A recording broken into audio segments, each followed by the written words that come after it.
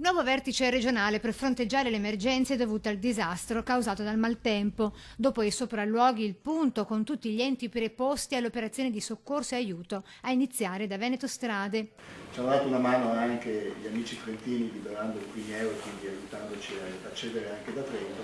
Quindi il coordinamento avviene in questo momento abbastanza bene con ANAS.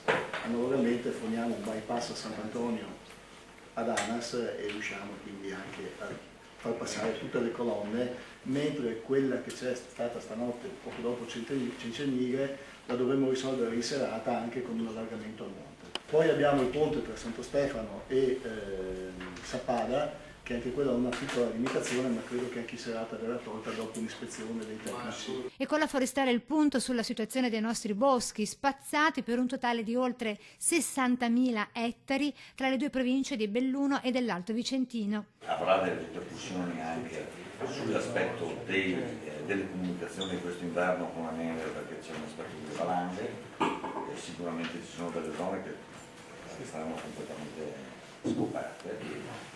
C'è una massa di materiale a terra incalcolabile, sono milioni e milioni di metri cubi di legname che dovranno essere gestiti sia per la ricomposizione del bosco, ma un altro problema di aspetto fitosanitario è che questo qua è benzina di fuoco per il bostrico che già stava avvicinando gli alberi rossi. Situazione di grande disagio anche nel Rodigino, con il problema dell'acqua, come spiega il dirigente del Genio Civile. Alluminio e ferro oltre il preventivabile, che ha dato delle problematiche alla centrale di potabilizzazione, tant'è che è stato dovuto dichiarare la non potabilità dell'acqua, ma la cosa è rientrata, adesso l'acqua è potabile e normalmente distribuita. Per tutti di importanza vitale la prudenza, con l'allerta che nel Veneto resta di livello rosso, come spiega la Protezione Civile. Attualmente siamo ancora nella fase più critica dell'emergenza. Pericolosissimi inoltre tutti quegli alberi che hanno risentito della furia del vento.